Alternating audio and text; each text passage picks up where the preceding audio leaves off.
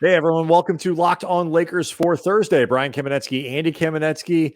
Oh, dear God, Andy, there's a lot to discuss. The Lakers suffer what I think, among many candidates to choose from, is the worst loss of the year. Is this rock bottom? They're 4 games under 500. Does Frank Vogel make it to the All-Star break? Does Russell Westbrook still put on a Lakers uniform Saturday night when the Lakers play the Warriors? A lot to cover. We'll get to it next on Locked On Lakers. You are Locked On Lakers, your daily Los Angeles Lakers podcast. Part of the Locked On Podcast Network, your team every day.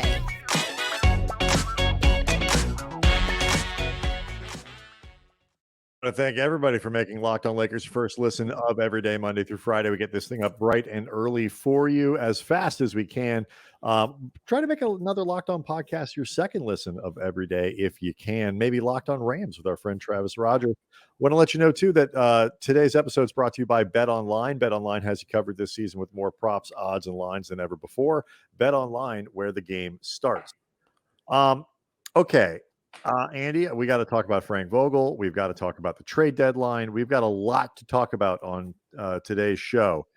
But at the risk of being prisoner of the moment, this has got to be rock bottom, right? A 107-105 loss to a Portland team that has basically gutted itself through trades, started Justice Winslow, CJ Ellaby, and Ben McLemore, and had 3 people I've never heard of coming off the bench. Like, this is rock bottom, right? I know I've said it's the worst loss of the season like 15 times this year, but this is the worst one, right?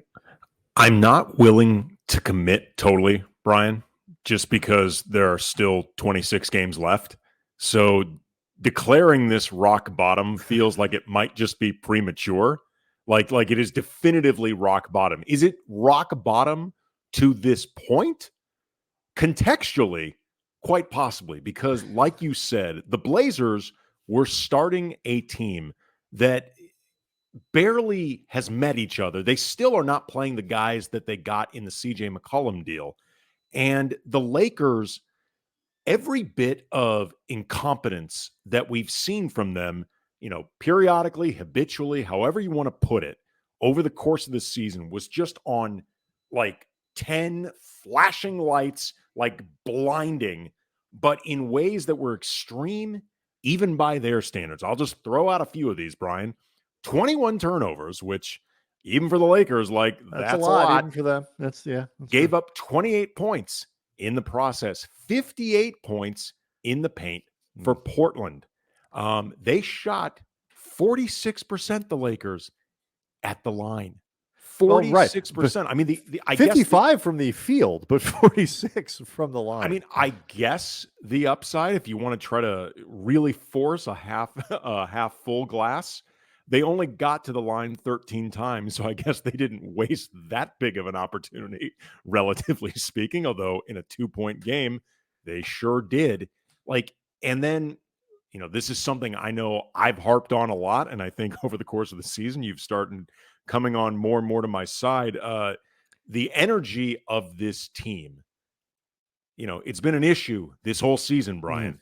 Yeah. But in this game, just god-awful listlessness. I mean, it was unpleasant to see, which is, again, another characteristic of this team all season. They are unpleasant as it's all get out. It's tough watch from night to night. There's no question. Look, on Wednesday's show, I noted that I thought Tuesday's game against Milwaukee, where the Lakers fell down by 30 and got their butts kicked, was an example of them being thoroughly outclassed. I think they were made to look slow, to look confused, to look discombobulated.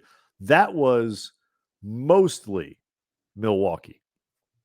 I think there have been times during the year where playing lousy can make you look slower, make you look uninterested, all of this stuff. And I think those things are true. None of that applies to Wednesday's game.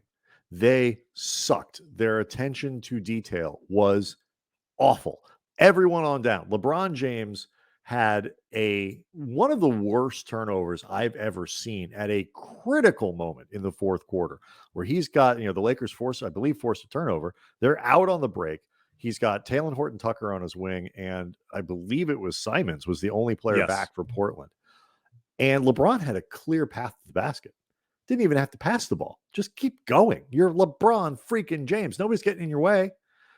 And he tried this bounce pass under Simons. The ball got picked off, and it was a triple for Portland on the other way. It was a pick six. Yeah, this is one of the pick sixes that LeBron talked about after the game. It was coming off Anthony Davis blocking Yusef Nurkic, and the game was tied at 102 at that point. So the Lakers had a real opportunity to get the lead in this game, and instead it turned into was essentially at minimum a 5-point swing. It was a 5-point swing. And so look, I mean, LeBron took accountability for it and whatever, and that's fine. But like that can't happen. He had 6 turnovers in this game. Right. That felt low. Honestly, I when I looked at the Malik Monk had 5, and that felt low. I expected LeBron honestly to have like 8 or 9. Like there were a few times where he just kind of lost the ball, and they ended up recovering it, but like he was uncharacteristically sloppy with his handle throughout this game. And, so the Lakers, you keep kind of looking up there. God, they're shooting 55%. You look up in there, Portland, I had 1 3-point. I think they were 1 of 13 in the first half from 3. And all of this stuff, you're like, why are the Lakers tight in this game? They were up by 7 at the half, but like, why aren't they up by, 18? And it's turnovers, and it's turnovers, and it's turnovers, because the Lakers, ultimately gave up 15 more field goal attempts to Portland. And, the Lakers gave up 11 offensive rebounds. They had 3 on their own. And, let's get to this. The other thing about this game that was, as Mom would say when she watches something that she doesn't like, disgusting, was Anthony Davis in the fourth quarter. I actually tweeted out, about 3/4 of the way through, like, has AD gone below the 3-point line in the last 5 possessions? The answer was no. I went back and looked. And the other thing, he did not score in the fourth quarter. Didn't score. He was 8 of 11 in this game. And I cannot believe he was stuck at 11. It's the 11 that bothers me in a game like this. How on earth, if you're Anthony Davis in a game that the Lakers have to win, do you not score in the fourth quarter in a game where you were dominating from an efficiency standpoint? I don't know. It was mind-boggling to me. He might have been just thinking too much about the fact that, to be totally honest, he was getting used by Yusef Nurkic. I mean, Nurkic had 19 points, 8 of 11 himself, 12 rebounds, 3 assists, and he really did a number on AD when AD was trying to guard him in the paint. And, I know. Okay, fine. Go score on the other end. Sure. I'm just, you're asking like, what's going on? Like, how do you end up only with 11 shots? How do you sort of end up passive as the game is going along? Like, I don't know. Maybe he's thinking about that dude down there. I have no idea. Or maybe this is the return of that thing that we talked about over the course of the season, where AD is very good at the beginning of games and invisible at the end of them. His fourth quarter scoring for, we probably talked about it for 2 weeks, up until the point where he got hurt and didn't play for 6. And then he played really well in returning. And, you chalk up Tuesday's game as a mulligan kind of for everybody. They all got their, just their tails kicked by a wildly superior Milwaukee team. And defensively, look, the Lakers weren't good. They, Portland's not a team that you could expect to put up a lot of points. The perimeter defense, though, was really bad. And so, with AD inside, he did manage 5 blocks, and all that stuff. But like, I'm willing to at least have. There was no interior presence defensively by Anthony Davis or anybody else on there, but there was no exterior presence. Sure. But all of that aside, none of that should have anything to do with going and playing in the fourth quarter and going and just, instead of just being swing, I'm going to swing the ball here, I'm going to swing the ball there, staying at the top of the 3-point line. One less swing, put the ball on the floor and go to the basket. See what happens. And that kind of passivity was what everybody was complaining about with his performance, even while the numbers looked good. And for the Lakers to be where they are now, dropping 4 games under 500 with Golden State and then Utah before the All-Star break, they are almost certainly going to be, barring something very unexpected, 6 games under 500 going into the All-Star break. What does this mean for Thursday's trade deadline, Russell Westbrook and all that stuff? What does it mean for Frank Vogel? We'll talk Russell about Westbrook, who did not play in this game. So you didn't have Russell Westbrook to kick around at least one night. He was out with lower back tightness. It led to a lot of, conspiracy theory speculation that the Lakers are trying to keep him healthy because otherwise it might tank his trade. Well, actually, I got a couple things to say about this. We'll do all of it next.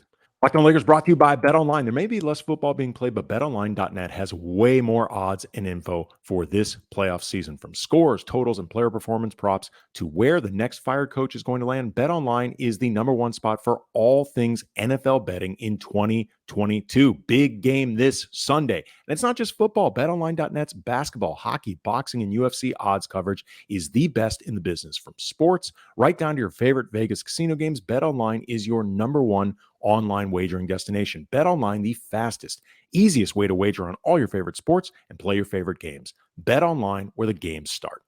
So it's funny, people were talking about the conspiracy theory of, keeping Russ healthy on the bench so they can trade him. Houston doesn't care if he's hurt. He's never going to play for the Rockets if he actually gets traded there. No, Russell Westbrook, not being able to get on the court at all only raises his trade value for Houston. That actually makes him more appealing. Bonus. Like if he can't demand to be out there, they're like sold. Yeah, I was thinking during Tuesday's game, like this, he was so bad and so obviously out of sorts in a way that he has been over the last 4 games. This felt to me like one of those games where somebody taps him on the shoulder at the end of the game going, Russ, it looks like your back's really stiffened up. No, I feel fine. No, Russ, listen to me. It feels like you look like your back's really, why don't you sit down for 3 or 4 days with some back stiffness and, come back after the All-Star break and, it'll all be good, because he's just so wildly out of sorts. He needs a reset. The entire team needs a reset. It was funny. Harrison Fagan, our friend at Silver Screen and Roll, actually tweeted out, did the Lakers try unplugging and plugging back in their roster? Because the whole roster needs a reset. They just looked after the game exhausted, mentally, physically, like James Worthy. They looked broken. LeBron just kept talking about how tired he was, not of the season's worn me down, but physically tired. I'm sleepy. I want to go to sleep. But I think those two things are probably related. He talked about how right now it just feels like they're in a fog and they're just trying to get themselves through this fog, trying to see what is on the other side of this fog and just hoping that it's not more fog. Because right now, I have no idea what the hell is at the end of the proverbial tunnel, but it does not feel like light. No. Well, it's train. Or my concern with fog, as I tweeted out at Cam Brothers, was in The Mist. You remember that movie, the Frank Darabont movie? Gigantic monsters that eat everyone. It could be there. It feels like that. That movie, very dark, didn't turn out well for any of the people, really. I think there's a very good chance the Lakers are 6 games under 500 when the All-Star break rolls around. And I've said now for a little while that I don't think Frank Vogel is going to be the coach next year. Not a massive limb to go out on, but that's where we are.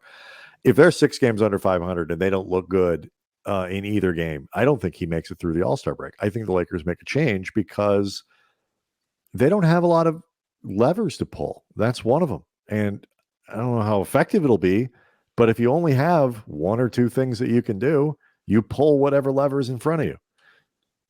Okay. First of all, hear me out, because maybe it solves, kills two birds with one stone, solves two issues they're dealing with. Interim head coach Russell Westbrook.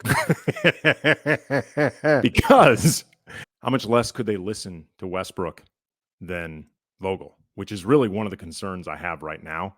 If you are looking for reasons, you can debate what Vogel's doing schematically, on the court, philosophically, all that stuff. And you and I have gone through this a lot over the season. I think I have been more dissatisfied with a lot of decisions that he's made, even acknowledging the context, than you have. And I think you can put more blame at his feet for making his life more difficult than it should. And I don't want to rehash these debates. Yeah, I only think I don't know if I've been less. I just think a lot of these choices are less consequential. But either way, it's fine. But the one thing, though, that I would say is starting to become a legitimate concern with this team, whether Vogel's fault or not. And I wanted to ask Vogel about this, and I just didn't get an opportunity tonight. It's just the idea that they're tuning him out. Like whatever he is saying to them to do, trying to keep them focused, trying to keep them inspired, trying to create some type of sense of urgency, because guys are still talking about needing to generate that. And they are currently 4 games below 500. So it shouldn't take that much imagination to make that happen. So whatever he's saying is not getting through to them.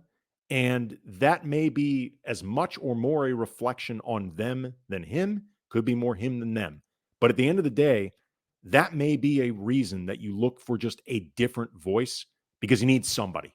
Yeah, I mean, I think it's even in these cases less about what the voice is than the sort of the you're almost playing on players' guilt. Like, look at what we did. We got a decent man fired for basically doing our whatever it is. And I don't think interim coach David Fizdale or interim coach Mike Penberthy or Phil Handy or whatever, maybe Phil, just because LeBron has such a deep respect for Phil Handy.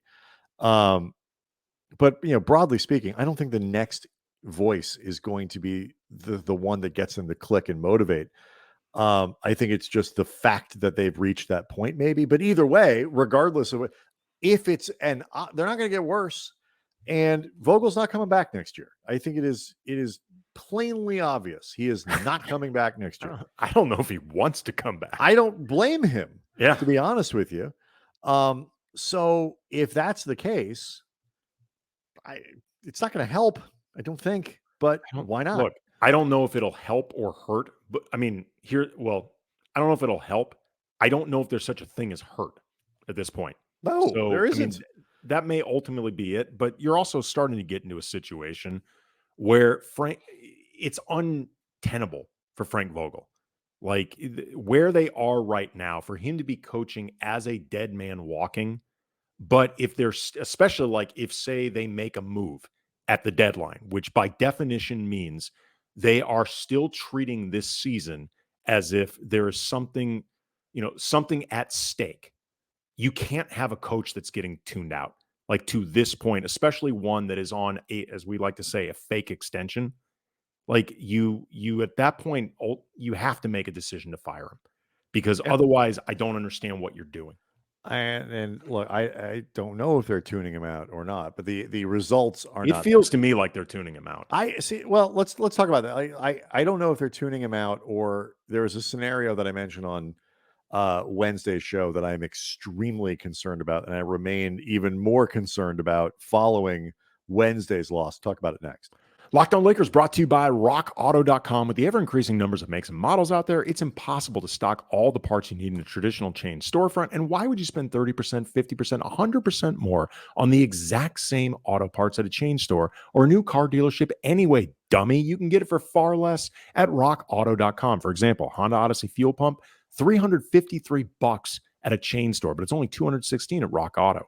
RockAuto.com is a family business serving auto parts customers online for 20 years. Whether it's your classic or daily driver, get everything you need in a few easy clicks delivered directly to your door. Go to rockauto.com right now. See all the parts available for your car or truck, right Locked On in their How Did You Hear About Us box so they know we sent you. Amazing selection, reliably low prices, all the parts your car will ever need, rockauto.com. Okay, so here's what I'm even more worried about because this is a problem that I think is really independent of Frank Vogel or anybody else who's coaching them.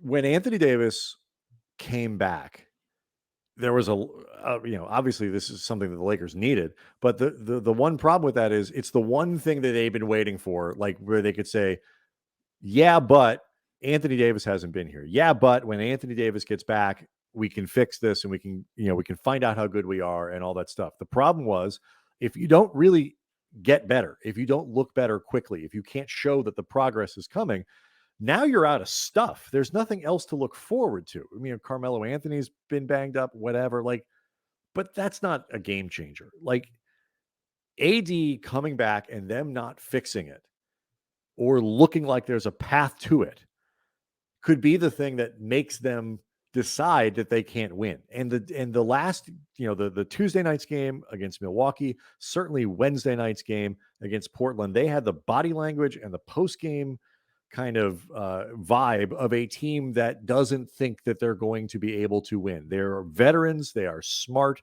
They've been around the block 1,000 times. They know what's in front of them.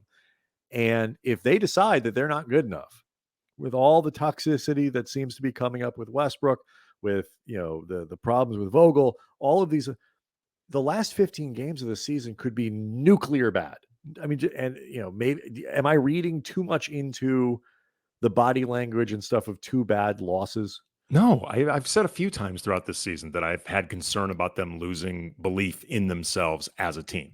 So no, I don't. There is nothing too negative that you can read into what's going on right now. I mean, like really, take that leap. It's okay. Like right now, you feel free to speculate any negativity. But I'm saying it's not the only reason I ask it that way is because it is not the only explanation for their comments after the last couple of games, the way they've carried themselves, because I don't think this is an only one thing. Sure. Like there's no reason to be pinning it down to one thing because there is such a bleep storm going on right now. And the bleep is flying in like 1,000 different directions. And when it settles down and you're covered in all the bleep, you're not going to be thinking, well, that was all caused by one thing. You know what I mean? Like there's all sorts of stuff going on right now that's creating this toxicity. I absolutely believe you that lack of belief, that's a thing. Absolutely.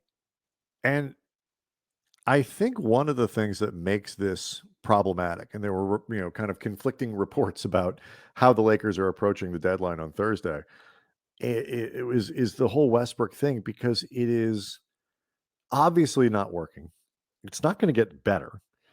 And it is incredibly difficult to unwind. Whether you try to move off from the Westbrook contract on Thursday in a trade with Houston for John Wall, or you do it over the summer, unwinding the Westbrook mistake is going to be incredibly costly to a team that has very little that it can do to improve itself. And so if part of your improvement cycle and your assets have to be used to fix something that you screwed up, I mean, it's one, I think I wonder if that's part of the sort of broad negativity that they feel, is that there's not even an easy exit ramp here. There isn't an easy exit ramp here. Like there isn't. Like I honestly, I hope they recognize that, because my concern with this team or with the front office and, I think a lot of quick fixes and, lack of patience and the tendency we've seen the last 3 years to just keep turning over. And they are not a patient organization historically or currently. I would be more concerned that they would actually think that there's a quick fix out there. I hope to God that they recognize there isn't, because the last thing you want to see them do is try to throw good money after bad, trying to fix something in a way that won't truly fix it. Like what they should not be doing heading into the deadline, and this leads to the wall for Westbrook rumors that are heating up yet again. There, there's been a lot of reports from different people, Dave McMenamin among them, about the Lakers looking to try to get off Westbrook, internally feeling like this thing, you need to rip the Band-Aid off it. And I get it, but Band-Aid is the perfect word, because a Band-Aid solution to what is going on right now could end up just adding more disaster to it. Because if you can't truly fix this season, don't Band-Aid it. Here's the thing. Let it bleed out. I agree with you in principle. And I think, for example, THT for Terrence Ross, THT for Josh Richardson. THT, by the way, played a pretty good game on Wednesday. It's all relative, but sure. Sure. He wasn't the problem, at the very least. Sure, wasn't the solution. It's a lot to ask him to be the solution. But flipping he was fine. He was fine. THT for Terrence Ross, THT in a middling move, like for a guy like guys like that is a panic move. For that is throwing good money after bad. Absolutely. I do think, though, that there is an argument to be made that Wall for Westbrook is actually not throwing good money after bad. If you think that this is going to be your best, perhaps only chance to trade that contract, you're not actually trading Westbrook to save this season. You're trading Westbrook to theoretically address next season, to theoretically get yourself out of the trouble that you've created yourself. And it looks like a solution for this year, but it's really not, because if you go into the offseason, there's really only one team that seems to be at all willing to take.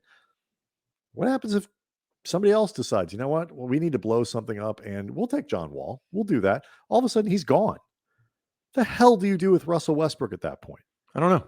And but so I think you can make an argument that trade, while it would appear to the public in a lot of ways as, look at the Lakers getting desperate trying to fix this season and how silly that is for John Wall, it may not be. The sign that they're panicking and throwing good money after bad is if they give away THT for someone like Terrence Ross. No, but I agree with that, but the devil's in the details. Like, I would not attach a first-round pick to get off Westbrook right now for John Wall, a guy that we have not seen play basketball in a year, has not been an impactful player for a few years consistently. He has tons of injury risk. He has a lot of similar issues that would make him a bad fit, the same way Russell Westbrook has. There are concerns about what he wants from basketball right now because, there have been reports, and I talked to two people close to the Rockets, and they confirmed those reports, that the reason John Wall has not been playing this year is because John Wall has insisted on starting.